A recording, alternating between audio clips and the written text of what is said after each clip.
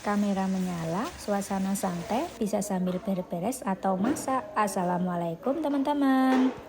Pernah gak sih kalian teman-teman hidup ini isinya rutinitas yang itu aja? Bangun pagi, beres-beres rumah, masak, kerja, capek, tidur lagi.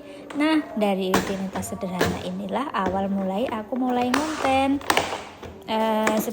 Sebentar ya. Di video kali ini aku mau cerita gimana awalnya aku berani pegang HP rekam kegiatan sehari-hari sampai akhirnya konsisten konten seperti sekarang ini ya. Awalnya tuh sangat sederhana banget, gak ada niat jadi konten kreator, gak kepikiran followers apalagi viral. Aku cuma sering nonton video orang-orang lain yang kegiatannya mirip kayak aku kegiatan sehari-hari saya. Masak sederhana, cuci piring, beres-beres rumah. Terus saya berpikir, loh aku kan juga bisa ngelakuin hal seperti itu. Tapi bedanya aku nggak pernah kepikiran buat ngerekam. Jujur ya, awal mau konten itu banyak banget rasa takutnya.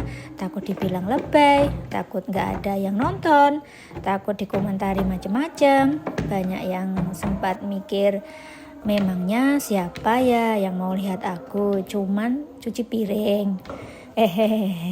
Nggak mungkin lah, saya sebagai bukan artis, bukan siapa-siapa.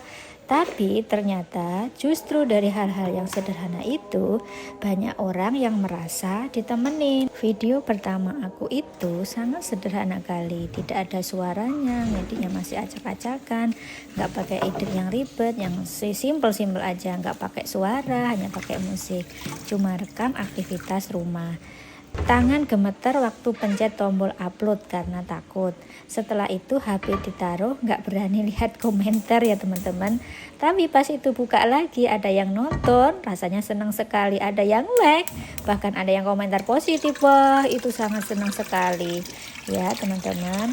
Nah sejak itu aku sadar konten bukan cuma soal ditonton orang, tapi juga jadi tempat aku mengekspresikan diri.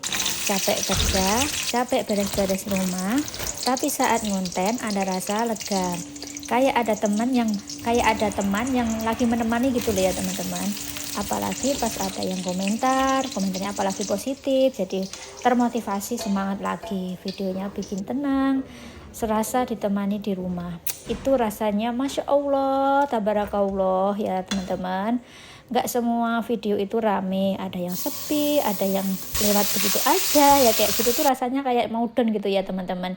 Tapi aku belajar satu hal lagi, konsisten itu bukan soal hasil, tapi soal tetap jalan walaupun pelan. Aku ngonten bukan karena ingin sempurna, tapi karena ingin jujur sama proses hidupku. Buat teman-teman yang mungkin lagi ragu buat mulai ngonten atau merasa hidupnya terlalu biasa, buat teman-teman yang mungkin lagi ragu buat mulai ngonten atau merasa hidupnya terlalu biasa, percaya deh justru dari hal tersebut ada cerita yang luar biasa.